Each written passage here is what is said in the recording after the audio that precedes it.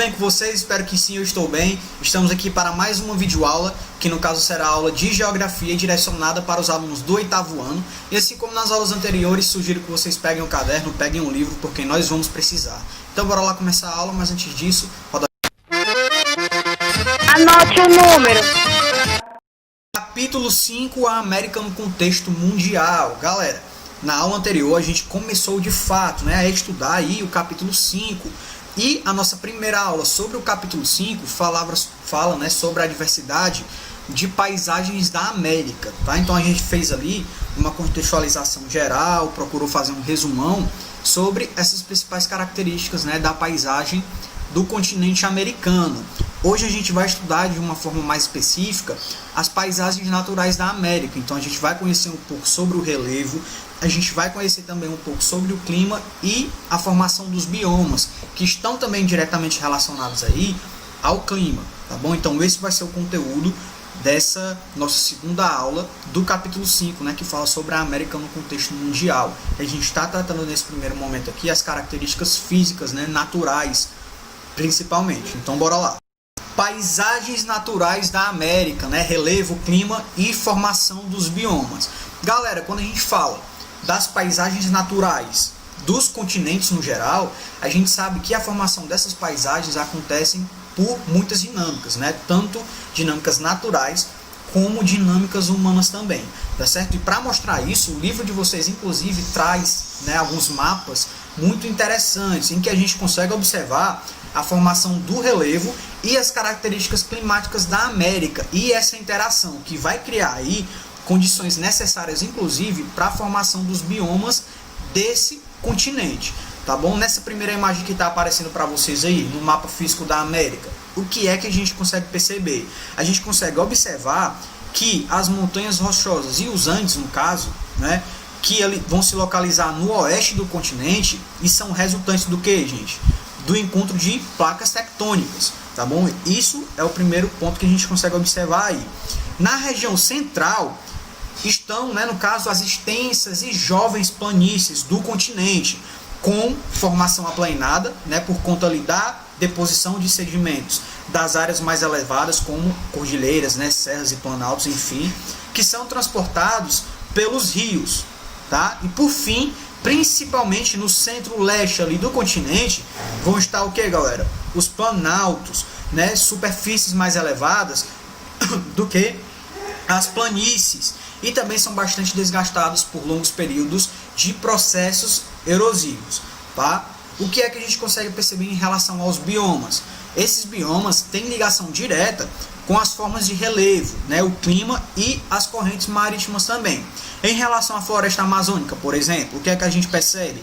A gente percebe que ela está localizada aí em uma área de clima equatorial, e em uma planície que é banhada por grandes rios, sem dúvida nenhuma, tá? Então essas áreas de clima equatorial vão receber maior incidência aí solar durante o ano, tá? Que vão aumentar, no caso, a evaporação das águas nessa região aí. Então, além disso, a floresta também está próxima aí às correntes marítimas quentes, que vão garantir aí o ar úmido, e as muitas chuvas que acontecem nessa área aí, tá? Porém, o que é que a gente precisa ressaltar, gente? A gente levanta o questionamento: será que essa região sempre teve essas características aí de relevo, essas características climáticas que vão interferir diretamente na formação dos biomas? Será que sempre foi assim? Então a gente, a partir disso, consegue afirmar que nem sempre foi assim, tá? O que é que a gente tem em relação à floresta amazônica? A floresta amazônica tem a sua formação atrelada ao surgimento dos Andes, tá?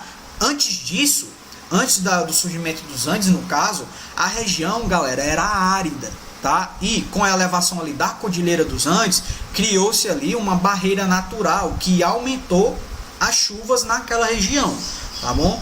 Então esse evento, claro, modificou ali as dinâmicas climáticas e elevou a concentração de umidade e de nutrientes em forma de sedimentos que eram vindos das montanhas.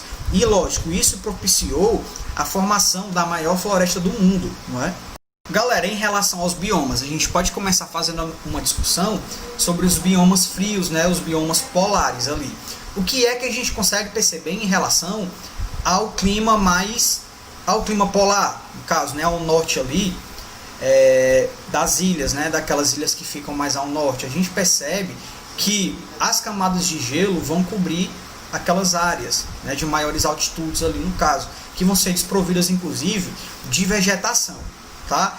No litoral do Oceano Antártico, por exemplo, a gente consegue situar o bioma da tundra, que está aparecendo aí para vocês numa imagem já, que vai ser composto ali principalmente por musgos e líquens, tá? Que vão ficar sob o solo, sob, né, o gelo, no caso, na maior parte do ano. Ainda, né, em latitudes elevadas, nas regiões de clima frio, inclusive, a gente vai situar a floresta boreal, tá? Que também é conhecido como floresta ali de coníferas ou taiga, né? E lá se estende, nessa área vai se estender aí pelo Alasca e pelo Canadá, tá bom?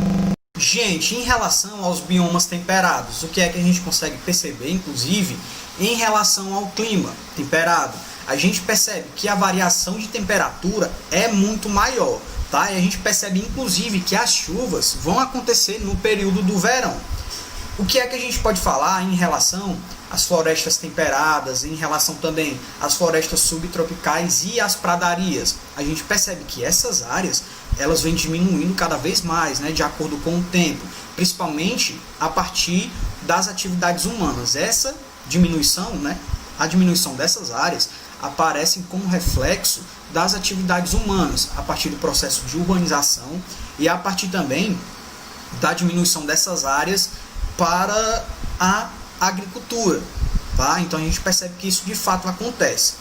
Em relação ao clima mediterrâneo no caso, em que o verão é quente e seco, que vai ocorrer ali no contexto da Califórnia, né, que fica ali no oeste dos Estados Unidos, e esse clima mediterrâneo também vai acontecer ali no centro do Chile, certo? O que é que a gente percebe em relação a essas regiões? Quando a gente fala de vegetação, a gente percebe que a vegetação é arbustiva e vai se destacar nessa região a produção de frutas e de vinhedos, tá?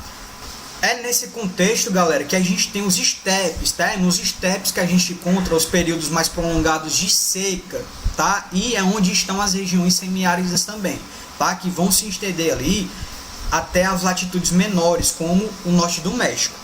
Galera, o que foi que a gente veio discutindo no decorrer das últimas aulas, né? A importância ali da movimentação social para que essas mudanças climáticas, né, para que os impactos das atividades antrópicas diminuíssem. A gente percebeu que isso de fato está acontecendo principalmente no contexto atual e veio acontecendo, né, a partir ali das conferências internacionais, a partir principalmente da segunda metade do século XX. Então há uma preocupação aí sobre essas mudanças climáticas que vão estar também diretamente relacionadas às mudanças dos biomas, tá? A partir do momento em que a gente percebe que essas mudanças climáticas não vão interferir somente nas mudanças das áreas polares ali não, tá? A gente percebe que as mudanças ali das florestas tropicais, das atividades, né, da sociedade ao redor desses biomas também está acontecendo, tá? Os cientistas vêm falando que vão acontecer mudanças nos biomas nessas décadas que estão por vir, tá bom? Então esses estudos vão constatar que essas mudanças são causadas principalmente pelo modo de vida do ser humano, tá? Em razão daquela grande quantidade de gás carbono, né? Gás carbônico no caso, né? Do CO2 que está sendo emitido na atmosfera, certo? E esse comportamento está, sem dúvida nenhuma, intensificando o efeito estufa, e a gente já viu isso nas aulas anteriores, tá?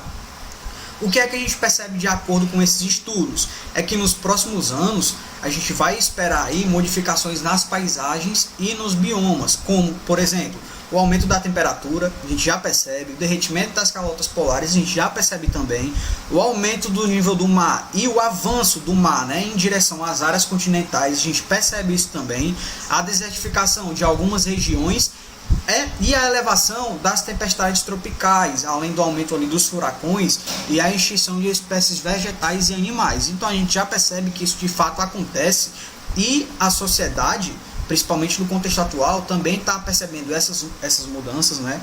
E o impacto dessas mudanças na nossa vida cotidiana. E aí na tela de vocês já estava aparecendo um exemplo de manifestação que aconteceu em 2019, né? Que pediu ali uma maior atenção para as mudanças climáticas, principalmente em relação às queimadas, né, e o desmatamento que está acontecendo aqui na floresta amazônica e que se intensificou principalmente a partir do início de 2019. Então é isso, galera, a gente encerra nossa aula por aqui. Eu espero que vocês tenham entendido e vocês já sabem, né? Caso não tenham entendido, entre em contato comigo pelas redes sociais. A gente tem o Google Meet, onde a gente pode tirar essas dúvidas e pode ampliar as discussões também, tá? Então continue estudando, forte abraço e até a próxima. Valeu!